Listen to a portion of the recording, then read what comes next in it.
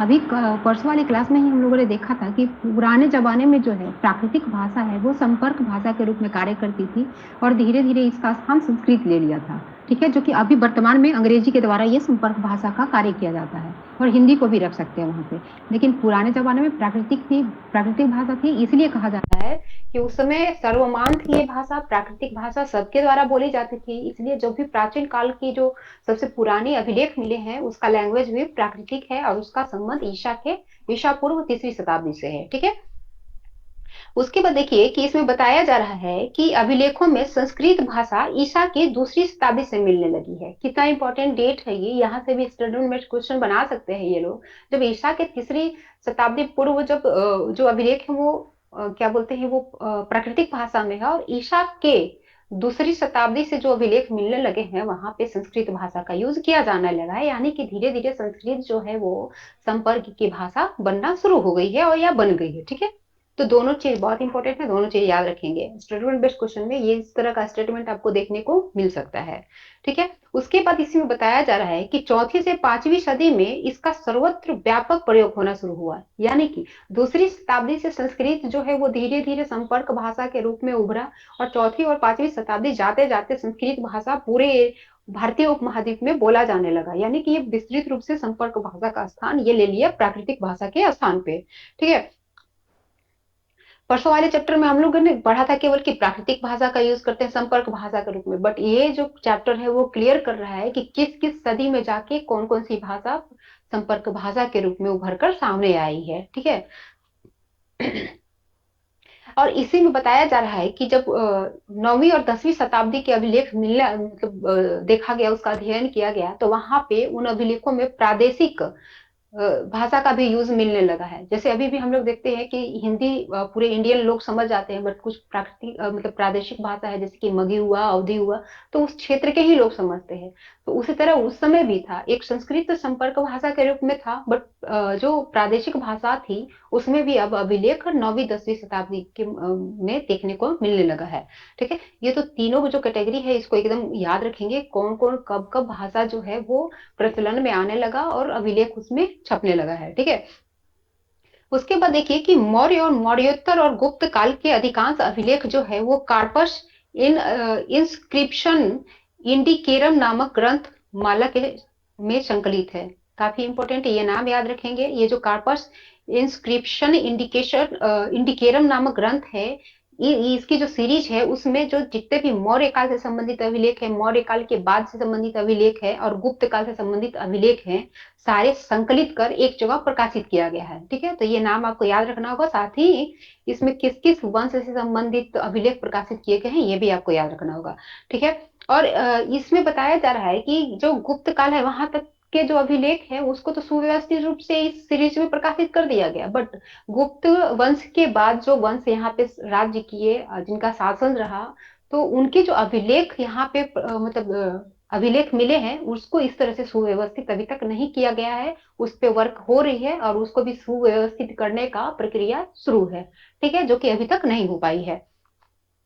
उसके बाद देखिए कि अशोक के अभिलेख जो है वो ब्राह्मी लिपि में है, जो बाएं से दाएं लिखा जाता है। ये क्वेश्चन भी बीपीएससी रिसेंट में ही कोई एग्जाम में शायद 67th या 66 या 65th में कुछ कहीं ना कहीं ये पूछा हुआ है इन तीनों में से किसी में। ठीक है, तो याद रखिए कि जो ब्राह्मी लिपि है वो बाएं से दाएं लिखी जाती है, और अधिकांश जो ये अशोक के अभिलेख है वो इसी लिपि में मिला है, जो खासकर भारतीय क्षेत्र में प्राप्त हुए, और भारत के बाहर जैसे कि पाकिस्तान अफगानिस्तान से मिला है वो अरमाइक और यूनानी लिपि में मिला है। इसको हम लोगों ने पहले भी देखा था। ठीक है, देखिए, और इसके कुछ जो अभिलेख है वो खरोष्टी लिपि में भी मतलब मिला है। जो खरोष्टी लिपि है वो दाएं से बाएं लिखा जाता है। अभी ब्राह्मी लिपि देखा हमने बाएं से दाएं, और खरोष्टी लिपि दाएं से बाएं लिखा जाता था, और दोनों से क्वेश्चन आपको बीपीएससी पीटी में देखने को मिलेगा।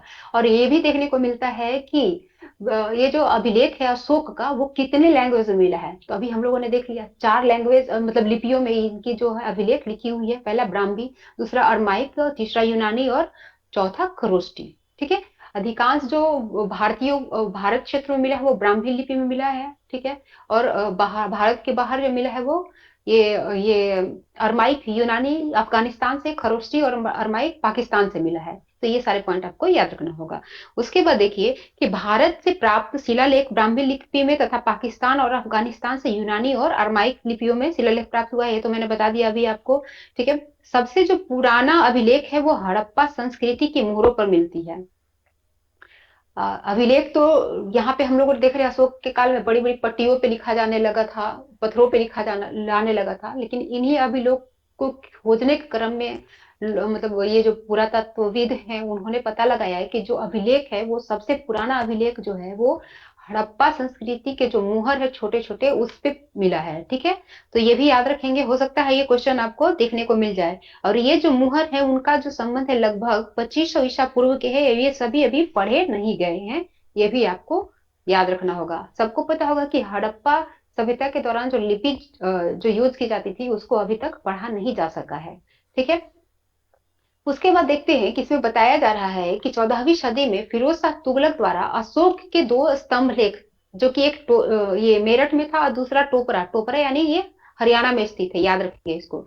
यहाँ के दो स्तंभ लेख जो है वो दिल्ली ले जाया गया था, और इस पे जो लिखे हुए लेख थे विभिन्न ब्राह्मणों को, विभिन्न प्रकार के विद्वानों को बुलाकर पढ़ने की कोशिश की गई उनके द्वारा, बट वो सफल नहीं हुए। इन अभिलेखों को सबसे पहले 1837 में जेम्स प्रीशेप्स नामक एक ब्रिटिश अधिकारी के द्वारा पढ़ा गया था। तो ये क्वेश्चन भी बीपीएससी प्रीवियस ईयर में आपको देखने को मिलेगा कि सर्वप्रथम जो अभिलेख है, अशोक के अभिलेख है, उनको किसके द्वारा पढ़ा गया था, तो वो थे जेम्स प्रीशेप्स, और ये 1837 में इन्होंने इस अभिलेख को पढ़ा था। ठीक है, तो ये भी इंपॉर्टेंट है, याद रखेंगे इसको, इसे।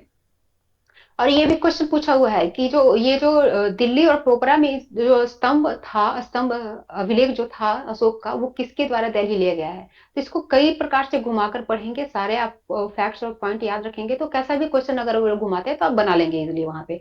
उसके बाद देखिए कि भारत की जो पांडुलिपि है भोजपत्रों और तलपत्रों पर लिखी जाती थी, लेकिन मध्य एशिया में जहां भारत से प्राकृतिक भाषा फैली थी, वहां ये जो पांडुलिपियां है वो मेषचर्म तथा काष्ठ फलकों पर लिखी जाती थी। याद रखेंगे डिफरेंस ये, भारत में पांडुलिपि भोजपत्र और तालपत्रों पर लिखी जाती थी, लेकिन मध्य एशिया में जो पांडुलिपि है वो मेष चर्म तथा काष्ठ फलकों पर भी फलकों पर लिखी जाती थी। ये जो पॉइंट है हम लोग सेवेंथ क्लास जब पढ़ रहे थे वहां भी देखा था। इसमें इंपॉर्टेंट ये है कि यहाँ जो प्राकृतिक भाषा भारत में बोली जाती थी वो धीरे धीरे मध्य एशिया में भी भारत के माध्यम से फैल गई थी, ये चीज इंपॉर्टेंट है यहाँ पे।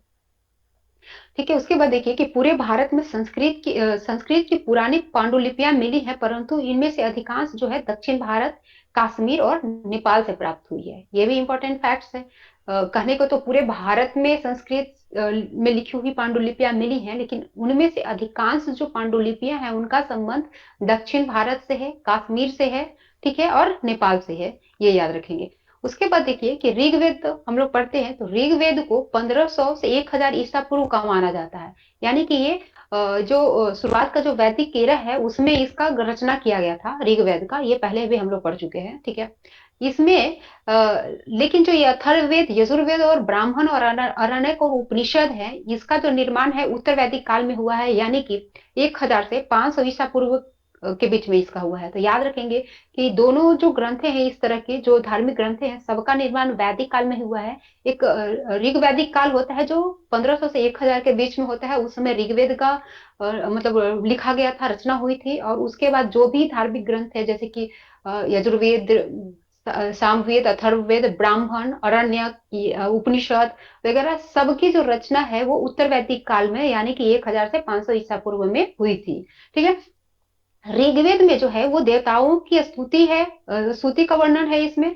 परंतु बाद के जो भी वैदिक ग्रंथ हुए, जो साहित्य हुए, जिसका जो रचना उत्तर वैदिक काल में किया गया था, उसमें स्तुतियों के साथ साथ कर्मकांड, जादू टोना और पौराणिक आख्यान भी शामिल है। ये डिफरेंस आपको याद रखना होगा। अभी तो हम लोग पढ़ रहे थे, जनरली हम लोग पढ़ते थे कि ये अथर्ववेद है, उसी में जादू टोना का वर्णन है, इस तरह का वर्णन है, बट ये एनसीईआरटी बताती है कि बस ऋग्वेद को छोड़कर जितने भी उपनिषद मतलब ये ब्राह्मण ग्रंथों की रचना की गई है, सब में जादू टोना और डेली का जो यूज मतलब होता है, जो नियम वगैरह, उस सब का वर्णन किया गया है। ठीक है, और उपनिषदों में जो है, उपनिषद जो है उसमें दार्शनिक चिंतन मिलता है, ये भी आप याद रखेंगे क्योंकि इस तरह के भी क्वेश्चन पूछते हैं कि किस बुक का जो बेस है वो क्या है, किसमें क्या किस तरह के चिंतन या क्या क्या मिलते हैं, ये सारे वो लोग पूछते रहते हैं टाइम टू टाइम। उसके बाद देखिए हम लोग एक वेदांग के बारे में पढ़ते हैं। वेदांग क्या है, ये बताते हैं कि वेद वेद जो वेद है, ऋग्वेद, इस काफी टफ लैंग्वेज में है, तो इसको समझने के लिए, इसको हेल्पिंग के मतलब इसको हेल्प करने के लिए एक कुछ कुछ बुक्स की रचना की गई थी जिसको वेदांग कहते हैं, ठीक है। ये बेसिकली वह जो मतलब वेद है उसके अर्थ को समझाने में ये हेल्प करते थे, एक व्याकरण टाइप का बोलिए बुक ये है, ठीक है। तो ये जो वेदांग है वो 6 प्रकार के हैं, ये नाम आपको याद रखना होगा, ये क्वेश्चन पूछ रखा है इन्होंने कि इनमें से कौन वेदांग नहीं है। तो वेदांग किसको किसको बोलते हैं, शिक्षा है, फिर कल्प है, व्याकरण है, निरुक्त है, और छंद और ज्योतिष, ये 6 जो है वेदांग है, जो कि वेदों को समझने में हेल्प करते हैं, ठीक है। और वेदांग का एक शाब्दिक अर्थ होता है वेद के अंगीभूत शास्त्र, ये याद रखेंगे, हो सकता है इसका ये शाब्दिक अर्थ ही पूछ ले तो याद रखेंगे तभी होगा। उसके बाद देखिए कि महाभारत, रामायण और प्रमुख पुराणों का जो अंतिम रूप से संकलन हुआ है 400 ईसा ईस्वी के आसपास हुआ है, यानी कि ये कंटिन्यू इसमें कुछ ना कुछ चेंजेस देखने को मिले हैं, और जो फाइनल स्वरूप में अभी हम लोग वर्तमान में देख रहे हैं वो 400 ईसा पूर्व ये फाइनल रूप इसको मिला है, ठीक है। तो ये बता रहा है कि महाभारत में प्रारंभ में 88 मतलब 8,800 श्लोक थे, ठीक है। और इसका नाम उस समय जय था, इससे भी संबंधित क्वेश्चन पूछा है कि जब 8,800 श्लोक थे महाभारत में तो उस समय इसकी नाम क्या थी, ठीक है। तो ये जय कहलाता था। बाद में इस श्लोक को, इसमें श्लोकों मतलब श्लोक जोड़ता जोड़ता चला गया, विभिन्न ऋषियों के द्वारा जो है जोड़ते चले गए, तो इसकी जो श्लोक है वो धीरे धीरे बढ़कर 24,000 हो गया। तो इसका नाम भारत रखा गया, ठीक है।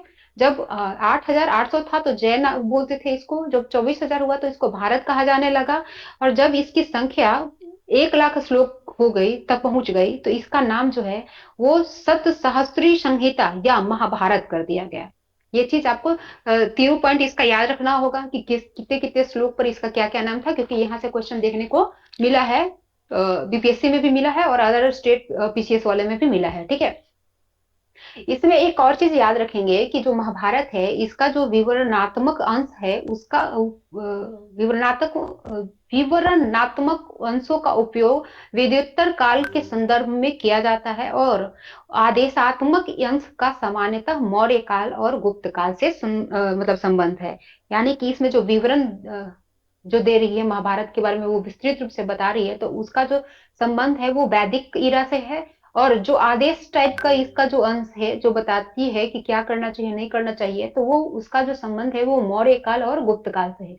यानी कि वैदिक काल से लेकर गुप्त काल तक इसमें कुछ ना कुछ चेंजेस देखने को मिला है, तभी तो टाइम टू टाइम इसके श्लोक बढ़ते चले गए हैं, ठीक है। तो ये चीज यहाँ पे बता रहा है, ये चीज याद रखेंगे आप लोग। उसके बाद देखिए कि वाल्मीकि जो रामायण लिखे थे, जो मूल रामायण थी, तो उस समय इसमें श्लोकों की जो संख्या थी मात्र 6,000 थी, जो धीरे धीरे बढ़कर 12,000 हो गई, और वर्तमान में इसमें 24,000 श्लोक हैं। ये भी आपको याद रखना होगा, इससे सभी संबंधित क्वेश्चन देखने को मिलेगा। जब महाभारत से मिल गया है तो यहाँ से भी देखने को मिलेगा। वर्तमान में इसमें 24,000 है, शुरुआत में इसमें 6,000 था, पहले फिर 12,000 हुआ, और वो 24,000 श्लोक इसमें है, ठीक है।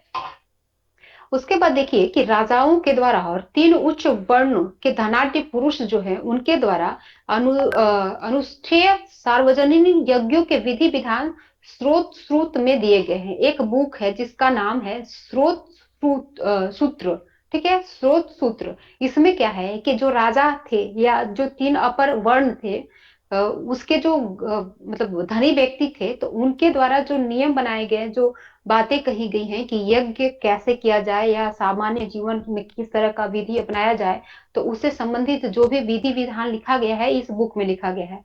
तो ये भी याद रखेंगे कि स्रोत सूत्र का संबंध किससे है, ठीक है। उसके बाद एक देखते हैं कि जातक कर्म, नामकरण, उपनयन, विवाह, श्राद्ध आदि घरेलू या पारिवारिक अनुष्ठानों का जो विधि विधान है वो गृह गृह सूत्र में दिया हुआ है। तो यहाँ पे 2 सूत्र हम लोग को मिल रहा है, एक गृह सूत्र और मिल रहा है, एक स्रोत सूत्र मिल रहा है।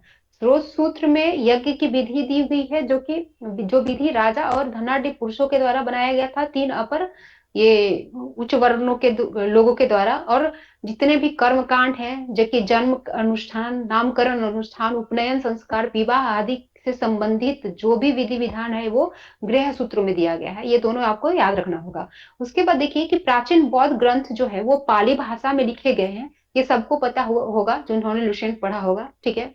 इन ग्रंथों को ईसा पूर्व दूसरी सदी में श्रीलंका में संकलित किया गया था। देखिए कितना इंपॉर्टेंट फैक्ट्स है ये कोई नहीं बता रहा है कि ये जो बुक लिखे गए हैं, जो पाली भाषा में, इसका संकलन जो है वो ईसा के दूसरी मतलब सदी में किया गया है, वो भी श्रीलंका में वो संकलित किया गया है, ठीक है। उसके बाद देखिए कि इन ग्रंथों में बुद्ध के जीवन से संबंधित तथ्यों के अलावा उसके उस समय के मगध, उत्तर बिहार और पूर्वी उत्तर प्रदेश के कई शासकों के बारे में जानकारी मिलती है। इसी ग्रंथ के माध्यम से उस बुद्ध के समय के जो राजा थे उनकी मतलब शासन प्रणाली, उनकी जीवन वर्ग के बारे में काफी जानकारी हम लोगों को प्राप्त होती है। तो इनके मतलब बौद्ध ग्रंथ से हमें किन किन राजाओं के बारे में मिलती है, किन किन क्षेत्र के, तो वो है मगध, फिर उत्तरी बिहार और पूर्वी उत्तर प्रदेश के कई शासकों की जानकारी यहाँ से मिलती है। ये तीनों कैटेगरी आपको याद रखना होगा। हो सकता है पूछ दे कि बौद्ध ग्रंथ में कहाँ से, किस क्षेत्र से संबंधित राजाओं की जानकारी मिलती है या नहीं मिलती है। तो ये तीनों कैटेगरी आप याद रखेंगे तभी बना पाएंगे इसको, ठीक है। ये जब मतलब बौद्ध ग्रंथ आया था तो उसमें एक जातक कथाएं हैं, ठीक है। तो उसको लेकर ऐसा विश्वास था कि जो गौतम बुद्ध है वो अपने जो ओरिजिनल जो इनका जन्म था गौतम बुद्ध के रूप में, तो उसके पहले ये लगभग 550 जन्म इनका और पहले हो चुका था। तो उस जो पूर्व जन्म था मतलब गौतम बुद्ध के पहले, तो विभिन्न प्रकार के पशुओं पक्षियों के रूप में उनका जन्म हुआ था, जिसकी विभिन्न प्रकार की जो कथाएं हैं, रोचक कथाएं हैं, वो जातक में उसका वर्णन है, ठीक है।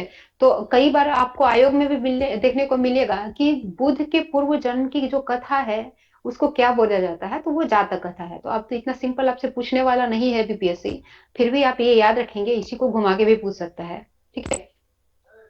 ये जो जातक कथा है, इसकी जो प्रत्येक जातक कथा है वो एक लोक कथा है, ठीक है। लोक कथा मतलब जो लोगों के बीच या आसपास के लोगों के बीच जो कथा प्रचलित होता है ना, तो उसको लोक कथा कहते हैं। तो ये जो जातक कथा है वो लोक कथा है। ये कहने मतलब कहा जाता है, मिथ है, क्या है ये, इसका कोई प्रमाण नहीं है, ठीक है। उसके बाद देखिए कि जैन ग्रंथ जो है इसकी रचना प्राकृतिक भाषा में हुई थी। ईसा की छठी शताब्दी में गुजरात के वल्लभी नगर में इनको जो है वो अंतिम रूप दिया गया था, ठीक है। ये जैन ग्रंथों को ये भी याद रखेंगे। फिर उसके बाद देखें कि धर्म सूत्र, स्मृतियां और टीकाएं को मिलाकर धर्म शास्त्र कहा जाता है।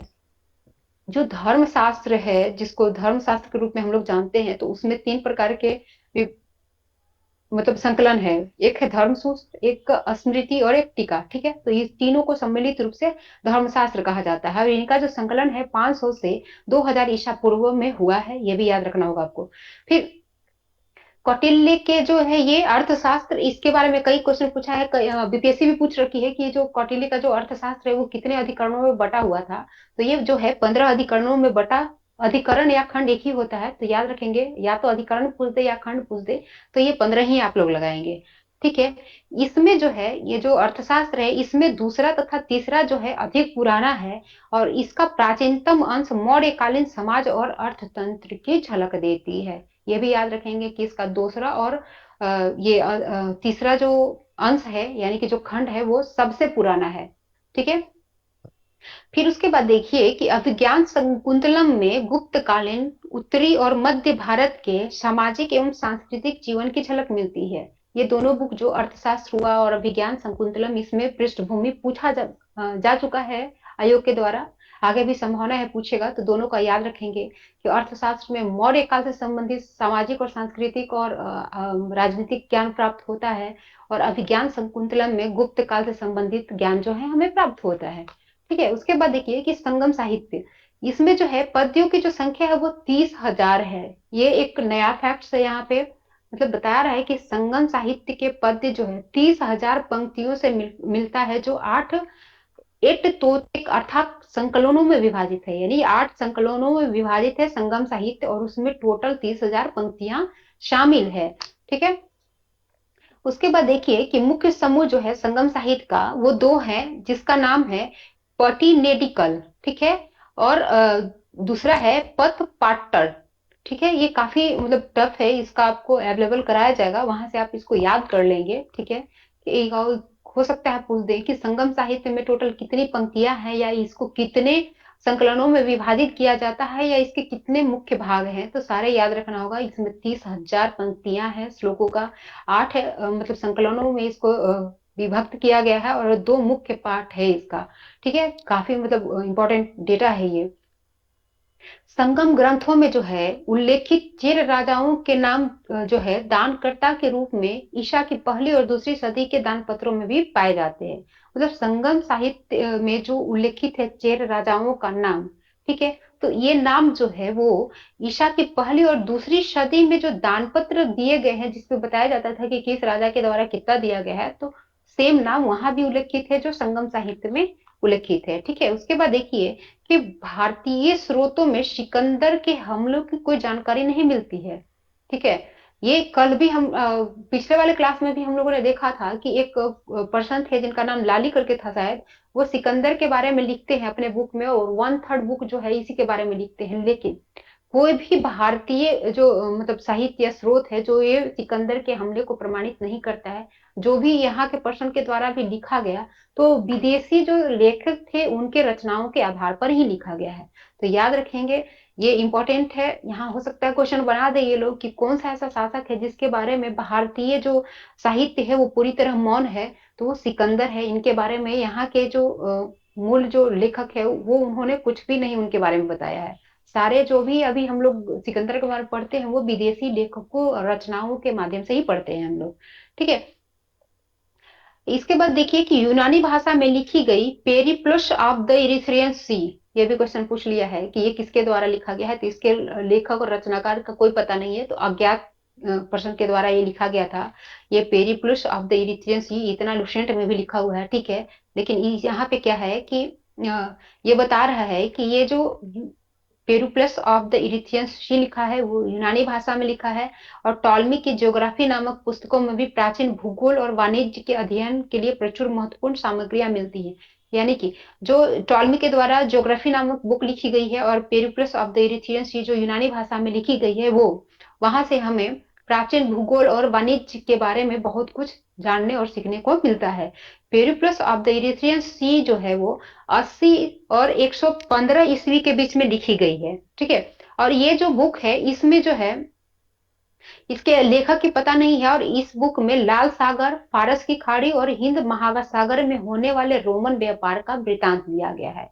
तो ये फैक्ट्स यहाँ से भाई एमबीबी आई है, किस डेट में इसकी रचना देखने को मिली है, और किस किस खाड़ी का इसमें जिक्र है, तो ये आपको याद रखना होगा। ठीक है, उसके बाद देखिए कि पिल्ली द्वारा नेचुरलिश हिस्टोरिका लैटिन भाषा में लिखा गया है, तथा इसमें भारत और इटली के बीच होने वाले व्यापार की जानकारी मिलती है। अभी हम लोगों ने देखा कि पेरुप्लस ऑफ द इरिथ्रियन सी में रोमन व्यापार से संबंधित वृतांत मिल रहा है, और पिल्ली द्वारा लिखी गई नेचुरल नेचुरल जनरली हम लोग उसको पढ़ देते हैं नेचुरल हिस्टोरिका, बट इसका जो नाम है वो नेचुरलिश हिस्टोरिका है। इसको याद रखिएगा, कहीं नेचुरल और नेचुरलिस्ट दोनों दे दिया तो आप फंस सकते हैं। तो इसका जो एनसीईआरटी जो नाम बता रही है आपको वही याद रखना होगा। तो नेचुरलिस्ट हिस्टोरिका में जो है वो भारत और इटली के मध्य जो व्यापार होते थे उस समय उसकी वर्णन है। ये दोनों का पृष्ठभूमि आप याद रखेंगे। उसके बाद देखेंगे कि फासयान जो है वो गुप्तकालीन भारत की सामाजिक, धार्मिक और आर्थिक स्थिति पर प्रकाश डालता है, तो वही वेनसांग जो है वो हर्षकालीन भारत के स्थिति पर प्रकाश डालता है। तो ये दोनों भी आपको याद रखना होगा, और यहाँ से ये भी समझ में आएगा कि फासयान कब आया था इंडिया में और वेनसांग कब आया था, किस किस वंश का शासन था वहां पे। ठीक है, अब कुछ दिन पहले हम लोगों ने देख लिया था कि पुराणों की जो संख्या है वो 18 है, तो वही बता रहा है कि ये पारंपरिक 18 पद हैं। ठीक है, जिसमें विषय वस्तु की दृष्टि से ये जो पुराण है वो विश्वकोश जैसे हैं, परंतु इसमें गुप्त काल के आरंभ तक का ही राजवंशीय इतिहास है। ये मतलब बेसिकली ये बताना चाह रहा है कि जो हमारे यहाँ पुराण है वो एक विश्वकोश के रूप में दिखता है जब उसका स्टडी करेंगे, बट इसमें क्या है कि गुप्त काल का जो शुरुआत होता है तो इसके शुरुआती आरंभ तक के ही वंशों का इसमें जिक्र है। उसके बाद के वंश या गुप्त काल का ही जो राजा साम्राज्य हो उनकी विस्तृत जानकारी इसमें नहीं होता है। इसको विश्वकोश कैसे कह सकते हैं, लेकिन माना ये विश्वकोश ही जाता है। ठीक है, उसके बाद देखेंगे हम लोग कि पुराण जो है वो पुराणों में जो है वो 4 युग बताया जाता है। वो जो युग है वो उसका नाम है कृत, त्रेता, द्वापर और कली। ठीक है, ये याद रखेंगे, पूछ देता है इससे। उसके बाद देखिए कि विक्रम संवत का आरंभ जो है 57 ईस्वी में, शक संवत 78 ईस्वी में तथा गुप्त संवत का जो है 319 ईस्वी में आरंभ होता है। और ये तीनों क्वेश्चन आपको प्रीवियस ईयर जब बीपीएससी पलटेंगे तो वहां देखने को मिलेगा कि कौन कौन सा जो संवत है वो कब कब शुरू हुआ था। और एक जगह तो आपको ये देखने को मिलेगा कि विक्रम संवत और शक संवत के बीच में जो गैप है, जो ईयर गैप है वो कितना है। तो याद रखेंगे वो 135 है। जैसे 57 को आप जोड़ेंगे और 78 को जोड़ेंगे, दोनों जोड़कर 135 होगा, तो वही दोनों के बीच में गैपिंग ईयर हो जाता है। तो ये क्वेश्चन भी उन्होंने पूछ रखा है। उसके बाद देखिए कि यहाँ पे बताया जा रहा है कि अशोक जो है वो 37 वर्ष राज किया था। उसका टोटल जो शासन वर्ष था वो 37 वर्ष हुआ था।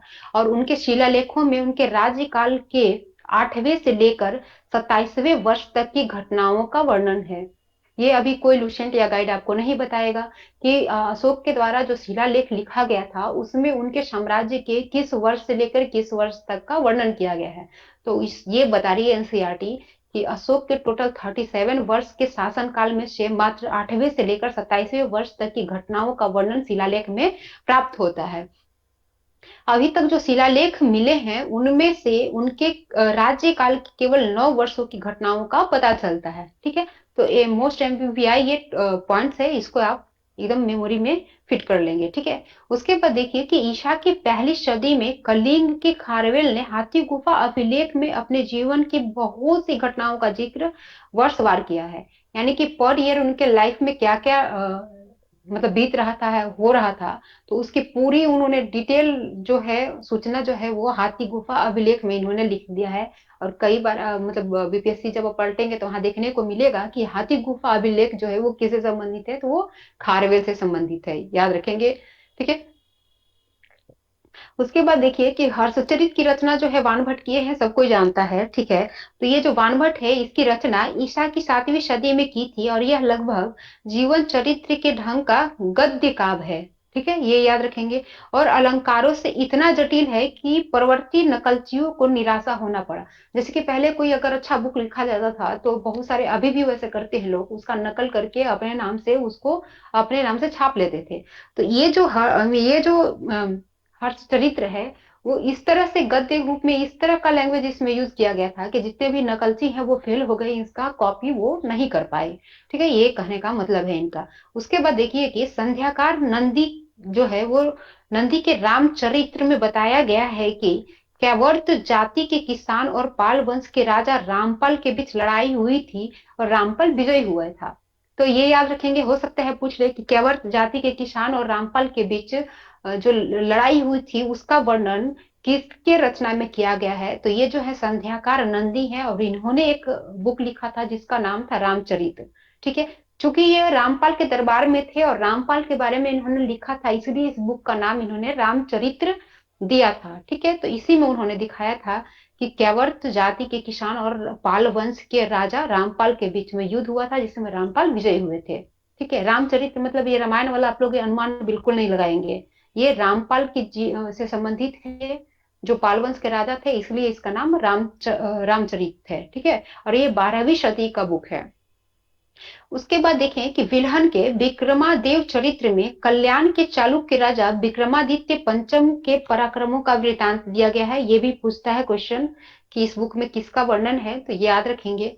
उसके बाद देखिए कि अतुल द्वारा 11वीं सदी में मूशिक वंश लिखा गया, ये बुक का नाम है मूशिक वंश, और ये लिखा गया है 11वीं सदी में। इसके जो राइटर है वो उसका नाम अतुल है। ठीक है, तो इस बुक में उत्तरी केरल के शासक राजवंश मूशिक का वृतांत है। ठीक है, जनरली तो हमारे उत्तर भारत के लोगों उत्तर भारत में जो राजवंश था उसी के बारे में लिखा जाता था। बट कुछ कुछ जो मतलब रचनाकार हैं, लेखक है, वो दक्षिण भारत के वंशों पर भी लिखे। तो उसी में से एक उदाहरण दिया गया है कि अतुल के द्वारा जो है 11वीं सदी में मूशिक वंश नामक एक बुक लिखा गया जिसमें उत्तरी केरल पे मतलब अपना शासन करने वाले राजवंश थी, जिसका राजवंश था जो जिसका नाम मूशिक था, उसी के बारे में इस बुक में लिखा गया है। और मूशिक राजवंश के नाम पर ही इस बुक का जो नाम है मूशिक वंश रखा गया है। ठीक है, तो काफी इंपॉर्टेंट ये फैक्ट्स है चैप्टर 3 में। ठीक है, तो इसको एक बार आप लोग रिवाइज कर लीजिए और इसको बार बार पढ़िएगा, या वीडियो अगर अवेलेबल होता है तो इसको सुनिएगा, क्योंकि बहुत सारे फैक्ट्स आपको जब एंशियंट हिस्ट्री से संबंधित क्वेश्चन आप अगर बीपीएससी को पढ़ेंगे वहां देखने को मिलेगा, और आगे भी इसी से देखने को मिलेगा। ये बुक जो हम लोग पढ़ रहे हैं अभी वर्तमान में, अगर इसको आप ढंग से कर लेंगे ना, तो एंशियंट हिस्ट्री का एक भी क्वेश्चन आपसे नहीं छूटने वाला है। ठीक है, तो इसको रिवाइज कीजिए आप लोग, और ये बताइए कि ये जो टीले प्राप्त होते हैं हमारे यहाँ, तो वो कितने मतलब कितने प्रकार का देखने को मिला है? 3 प्रकार के। ठीक है, कौन कौन सा? एकल संस्कृति के टीले, मुख्य संस्कृति के टीले और बहुसंस्कृतिक टीले। बहुत अच्छा।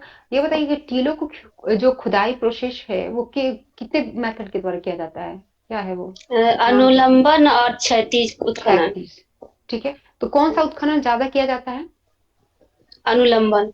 हाँ, 36 क्यों नहीं करा जाता, क्योंकि वो काफी 37 ये महंगा महंगा होता है। होता है। हाँ, बहुत बढ़िया।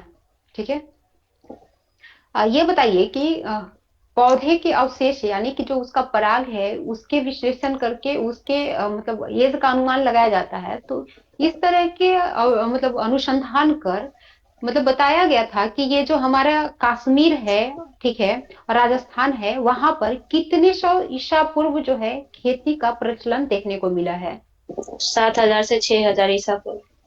6,000 से 7,000 से 6,000 ईसा पूर्व, बहुत बढ़िया। ठीक है, अध्ययन ये जो सिक्का है उसके अध्ययन को क्या कहते हैं? मुद्रा शास्त्र। हाँ हाँ बोलिए। न्यूमिस्मेटिक्स। न्यूज, हाँ। और इसको हिंदी में? मुद्रा हिंदी में शास्त्र। बताइए। मुद्रा शास्त्र। मुद्रा शास्त्र। ठीक है, बहुत बढ़िया। और ये पकाई गई मिट्टी से जो सिक्के बनाए जाते थे उसके सांचे जो मिले हैं बड़ी संख्या में, तो उसका संबंध किस मतलब वंश से देखने को मिला है ज्यादा? कुषाण वंश। ठीक है, कुषाण वंश। और ये बताइए कि किस मतलब वंश के बाद जो सिक्कों और सांचों के जो मिलने की जो मतलब रेशियो है वो बहुत धीरे धीरे कम होती चली गई? गुप्त वंश के बाद। गुप्त वंश के बाद, बहुत बढ़िया। और जो हमारे यहाँ जो सिक्के मिले हैं प्राचीन काल के, तो कुछ जो सिक्के हैं वो दूसरे देशों के म्यूजियम में भी रखे हुए हैं वर्तमान में, तो कौन कौन से वैसे कंट्री हैं जिनके म्यूजियम में ये सिक्के वर्तमान में प्राप्त होते हैं? बांग्लादेश, लंदन। अफगानिस्तान, पाकिस्तान और नेपाल। नेपाल, बहुत बढ़िया। और ये बताइए कि इन सिक्कों की लिस्ट दो म्यूजियम में रखी हुई है, वो दोनों म्यूजियम कहाँ है? रुकिए कलकत्ता और पूनम। लंदन। हाँ हाँ, जी। सौरभ बोलिए आप। बोले थे, आप कलकत्ता रुकिएगा और जरा। लंदन के म्यूजियम में रखा गया है। ठीक है, कलकत्ता के जो जी। म्यूजियम है उसका नाम क्या है? सौरभ इंडियन बताइए। म्यूजियम। हाँ। और ये जो लंदन का लंदन का म्यूजियम है? British museum. British British museum. Museum, बहुत बढ़िया। ठीक है, किस काल में जो है सोने के सिक्के अधिक मिले हैं? कोई और बताइए पूनम के अलावा। गुप्त काल में।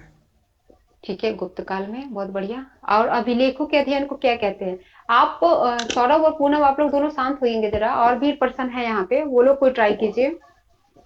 खुशबू, प्रीति, नैना, स्तुति, आप लोग एकदम मौन धारण किए हुए हैं, क्या हुआ है आप लोग को? अभिलेख के अध्ययन को एपिग्राफी एपिग्राफ। बोलते हैं। चलिए ठीक है, बहुत बढ़िया। आपसे पूछा जाएगा तब बोलेंगे आप लोग, ये तो सही बात नहीं है बिल्कुल। ठीक है, ये बताइए कि प्रारंभिक जो अभिलेख मिले हैं वो सर्वाधिक किस भाषा में मिले हैं? सबसे प्रारंभिक अभिलेख। प्राकृत भाषा में। प्राकृत भाषा में। ठीक है, क्यों प्राकृतिक भाषा में ही मिले हैं स्तुति? क्योंकि प्राकृत भाषा ना आम जीवन की बोल भाषा थी। हाँ, उस समय वो संचार की भाषा थी ये, इसलिए प्राकृतिक भाषा में ही प्रारंभिक अभिलेख मिले हैं। ठीक है, बहुत बढ़िया सौरभ।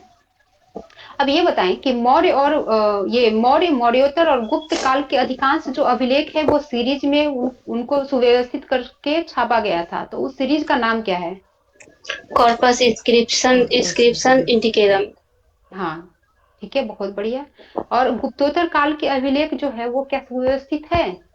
नहीं, क्या वो सुव्यवस्थित करने का सुव्यवस्थित प्रयास नहीं। किया जा रहा है या नहीं किया जा रहा है? अभी तो हम्म? उसमें प्रयास किया प्रयास जा किया रहा जा रहा है है, उसको। अभी तक सुव्यवस्थित हम्म, नहीं हुआ है, प्रयास किया जा रहा है। ये हम्म। बताइए कि जो अशोक के शिलालेख है अधिकांश वो किस लिपि में मिले हैं? ब्राह्मी ब्राह्मी लिपि। लिपि। ठीक है। ब्राह्मी लिपि जो है वो मतलब दाएं से बाएं या बाएं से दाएं कैसे लिखा जाता था? बाएं से दाएं। बाएं बाएं से बाएं से दाएं। ठीक दाएं। है। ठीक है। और कौन सी लिपि दाएं से बाएं लिखा जाता था स्तुति, आप बताइए। खरोष्ठी। अरे भाई, आपका खरोष्टी। नाम स्तुति तो है नहीं पूनम। चलिए, बहुत बढ़िया। ये बताइए कि पाकिस्तान और अफगानिस्तान से किस लिपि में अशोक के शिलालेख प्राप्त हुए हैं? अरमाइक। अरमाइक और यूनानी दोनों में। यूनानी। ठीक है। और ये अशोक के शिलालेख है वो 4 लिपियों में प्राप्त हुए हैं। कौन-कौन सी लिपि है? बताइए ज़रा। ब्राह्मणी, खरोष्टी, खस- अरमाइक, अरमाइक और यूनानी। यूनानी। ठीक है। यूनानी। ये 4 हैं।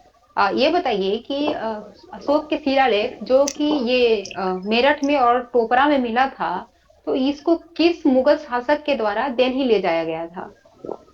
तुगलक, फिरोज तुगलक के द्वारा। हाँ, फिरोज शाह तुगलक के द्वारा किस सदी में ले जाया गया था? बता 14वीं दो। सदी में।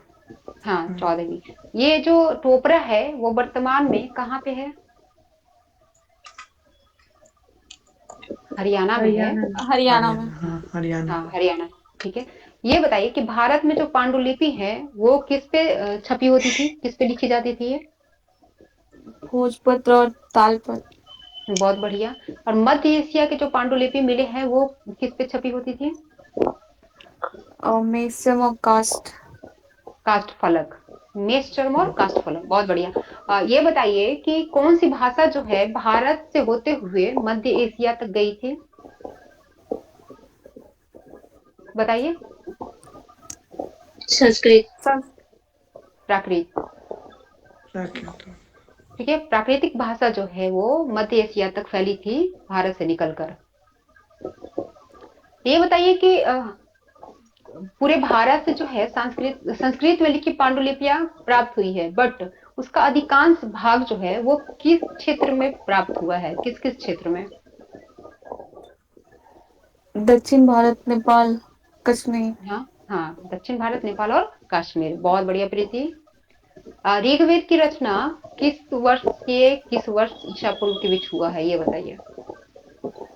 1500 से 1100। हाँ, इसको कौन सा वैदिक युग कहते थे? ऋग्वेद की रचना हुई ऋग है तो ऋग वैदिक काल ही बोलेंगे ना उसको। पढ़े हम्म। हैं ना, वैदिक काल दो प्रकार का है, एक ऋग वैदिक है, एक उत्तर एक वैदिक। उत्तर वैदिक काल है। ठीक है। तो ऋग्वेद का रचना ऋग्वैदिक काल में हुआ है जो 1500 से 1000 ईसा पूर्व के बीच में पड़ता है, और 1000 ईसा पूर्व से 600 ईसा पूर्व के बीच में जो वैदिक काल है उसको उत्तर वैदिक काल कहते हैं, जहाँ पे अधिकांश जो ब्राह्मण ग्रंथ है, यजुर्वेद, मतलब ऋग्वेद को छोड़कर तीनों वेद की रचना हुई है, सब उत्तर वैदिक काल में हुई है। ठीक है। ये बताइए कि जो उपनिषद है वो उनकी संख्या कितनी है? ये कोई आपको पहले बता दिया गया है, इसमें नहीं बताया गया है, पहले बताया गया है। बताइए उसको। उपनिषदों की संख्या कितनी है और पुराणों की संख्या कितनी है? पहले के क्लास में बताया जा चुका है ये। उपनिषद 108 है ना। हाँ जी। और पुराण 118। भाई 18 है। हाँ 18। 18 है। ओनली ठीक है। 18। हाँ, और 108 उपनिषद है। तो उपनिषद में किस तरह की चिंतन मिलता है?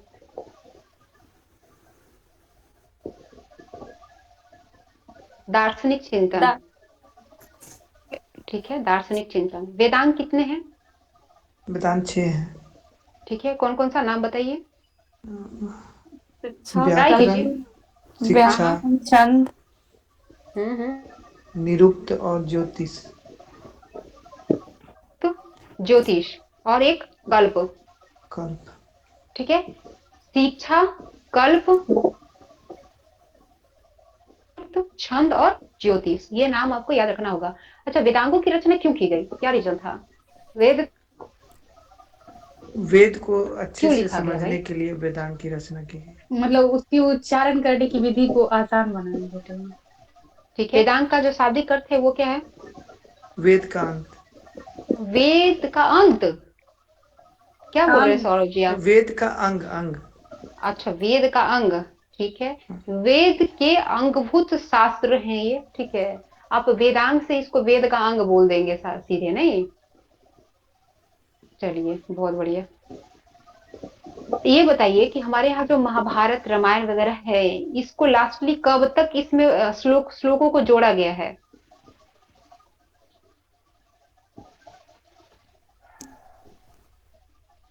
पूर्व तक। महाभारत जब लिखी गई थी, इसकी जो मूल संरचना है, उस समय इसमें जो श्लोकों की संख्या है वो कितनी थी और क्या नाम था इसका? 8800 था उसमें ना पहले हाँ में, तो हाँ। उसका नाम ठीक है। था जय था नाम। ठीक और है। फिर इसको श्लोक की संख्या जब बढ़ गया, लगभग हाँ। 24,000 श्लोक हो गया इसमें, तो हम्म। भारत नाम पड़ा। और जब बहुत और बढ़िया। श्लोक की संख्या इसमें बढ़ गया, 1 लाख के बराबर हो गया, तो इसका नाम महाभारत हो गया। हाँ, और एक और नाम बोलते हैं इसको महाभारत के अलावा, वो क्या है? अ, संहिता सत है। सत हाँ, संहिता। सत संहिता। सत सहस्त्र संहिता। ठीक सत। है। हाँ। सत सहस्त्र संहिता यानी कि एक मतलब एक लाख को सत सहस्त्र बोलते हैं ना, तो उसी के नाम पर ये बोलता है सत सहस्त्र संहिता।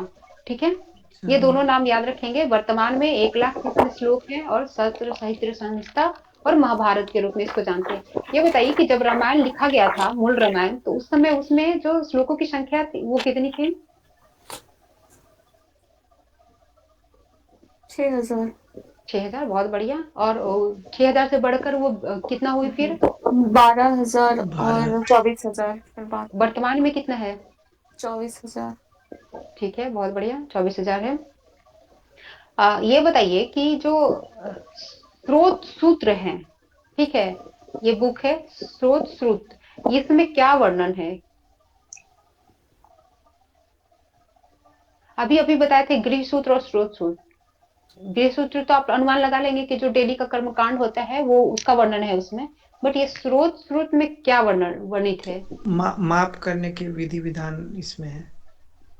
यज्ञ, सार्वजनिक यज्ञ करने की जो विधि है वो इसमें लिखा गया है। और लिखा गया था किसी पार्टिकुलर वो पर्सन के द्वारा, या तो राजा होते थे, या जो 3 अपर वर्ण होता था जिसका वर्णन ऋग्वेद में है, उसके जो धनाढ़ पर्सन होते थे उनके द्वारा ये विधि लिखी गई थी। ठीक है। हम्म। तो यज्ञों से संबंधित जो विधि लिखी गई, विधि विधान है, वो स्रोत सूत्र में है। और कर्मकांडों से संबंधित जो विधि है वो गृह सूत्र में लिखा गया है। ये दोनों आप लोग याद रखेंगे। ठीक है। तो ऋग्वेद अथर्ववेद तो बहुत लोग पूछ लिए हैं। अब इसी तरह के बुक्स के बारे में अब पूछने की बारी है बीपीएससी के द्वारा। ठीक है। ये बताइए कि जो बौद्ध ग्रंथ सबसे प्राचीन जो बौद्ध ग्रंथ है वो किस भाषा में लिखी गई है? पाली भाषा में। पाली भाषा में। और इसका संकलन कहाँ पे किया गया है? पूनम बिल्कुल शांत हो गई आप, क्या हुआ? सो गए क्या आप लोग सब? श्रीलंका नहीं। में हुआ था ये। हाँ, श्रीलंका में हुआ था, ये बताया था ना मैंने, 2 बार रिपीट करके बताया था। याद रखेंगे इसको। जो प्राचीन बौद्ध ग्रंथ है जिसका रचना पाली भाषा में हुआ था, उसका संकलन जो है वो श्रीलंका में किया गया था। ठीक है। ये बताइए जातक जो कथा है उसमें क्या वर्णन है? बुद्ध के बुध। मतलब जन्म से।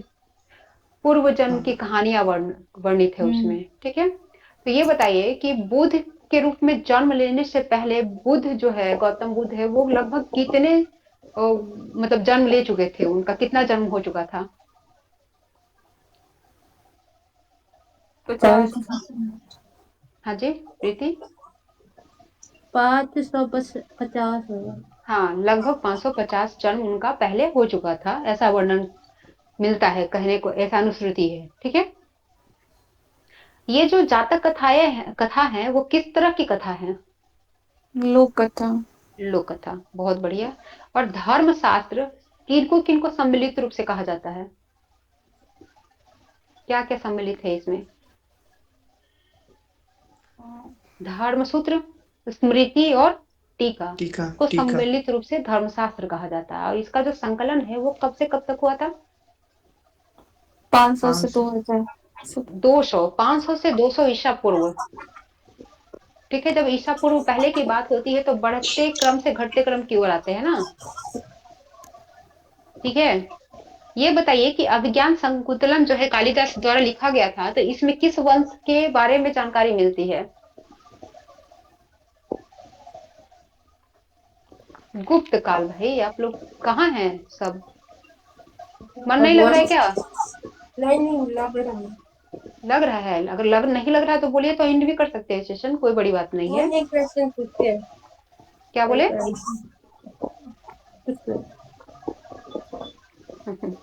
चलिए ये बताइए कि Periplus of the Erythraean sea book है, जो अज्ञात रत्नाकर द्वारा लिखा गया है, तो किस भाषा में लिखा गया है ये? यूनानी भाषा। ठीक है। और इसमें किस किस स्थानों का, मतलब किस किस सागरों का जिक्र किया गया है इस बुक में? हमारे आसपास की ही सागर है, ठीक है। जहां तक भारतीय इतिहास जब पढ़ेंगे तो सब जगह बवाल किया है भारतीयों ने, तो बताइए कौन कौन सा जगह है वो? हिंद लाल सागर, महासागर। फारस की खाड़ी और हिंद महासागर। बहुत बढ़िया, ठीक है। ये बताइए कि एक बुक है जिसका नाम है नेचुरलिस्ट हिस्टोरिका, ये किनके द्वारा लिखा गया था और किस भाषा में लिखा गया था? प्लिनी प्लिनी प्लिनी होगा द्वारा, ना। और हाँ प्लिनी। प्लिनी द्वारा। हाँ, किस भाषा में लिखा गया था? नहीं याद। लैटिन भाषा, लैटिन। ठीक है। इसमें जो है किस किस देशों के बीच संबंध को दिखाया गया है? भारत और इटली। भारत और इटली, बहुत बढ़िया। ये बताइए कि जो ये वेनशांग है, इनके जो रचना है उसमें भारत के किस शासक के शासन काल के भारतीय मतलब सामाजिक और आर्थिक दशाओं को दर्शाया गया है? हर्षकाल। हर्षवर्धन के। हर्षकालीन, बहुत बढ़िया। अ, ये बताएं आप लोग कि विक्रम संवत का शुरुआत कब किया गया था? 57 ईसा पूर्व। ठीक है। ईसा पूर्व या ईसवी? ईसा पूर्व। ईसा बहुत पूर्व बढ़िया। शक संवत का? 78 78। ईसा ईसवी। हाँ, बहुत बढ़िया। और गुप्त संवत का? 319 ईस्वी। हाँ, 319 ईस्वी। ये तीनों डेट आपको याद रखना होगा क्योंकि क्वेश्चन बना हुआ है और आगे भी बनेगा इससे, ठीक है। ये बताइए कि अशोक जो है वो लगभग कितने वर्षों तक शासन किया था? 37 ईयर्स। बहुत बढ़िया। और इनके शिलालेख में इनके राज्यकाल का कैवे वर्ष से लेकर कैवे वर्ष तक का वर्णन मिलता है? 8 से 8 27 से वर्ष। 27 वर्ष। जी, बहुत बढ़िया, ठीक है। एक हाथी गुफा अभिलेख है, ठीक है, तो इसका संबंध किससे है? खारवेल से। खारवेल, ठीक है। खारवेल कहाँ के राजा थे? कलिंग। कलिंग का राजा। कलिंग, ठीक है। कलिंग वर्तमान में किस स्टेट में है? उड़ीसा में। उड़ीसा। बहुत बढ़िया, ठीक है। तो ये जो हाथी गुफा अभिलेख है, जो खारवेल के द्वारा से संबंधित है, खारवेल से, तो इसकी विशेषता क्या है? जो भी घटना इसमें है उसको ईस्वी के हिसाब से लगातार क्रम में लिखा गया है। हाँ, वर्ष क्रम से वर्षवार उसमें जिक्र किया गया है उनके खारवेल के लाइफ में घटने वाली घटनाओं को। बहुत बढ़िया। हर्ष चरित्र ये किनके द्वारा लिखा गया है? वन बानगढ़। कब लिखा गया है ये भी बताइए? 7वीं सदी। 7वीं हाँ, सदी। बहुत बढ़िया, ठीक है। तो इसकी विशेषता क्या है? गद्य काव्य है ये। हाँ, ठीक है। हम्म, और इसकी जो है नकल नहीं की जा सकी है, इस तरह से लिखा हुआ था जी। ये, ठीक है। एक रामचरित बुक है जिसमें कि ये जो पाल वंश के राजा हैं रामपाल, उनके लाइफ के बारे में लिखा गया है, तो इसके लेखक कौन है? संध्या नंदी। ठीक है, संध्याकार नंदी। तो ये बताइए कि ये जो रामचरित है, ठीक है, तो इसमें रामपाल की लड़ाई दिखाई गई है एक किसानों के द्वारा, तो वो कौन से किसान थे जिनसे इनकी लड़ाई हुई कैवर्त थी? जाति। क्या वर्ष जाती है, बहुत बढ़िया। ये बताइए कि ये मुशिक वंश ये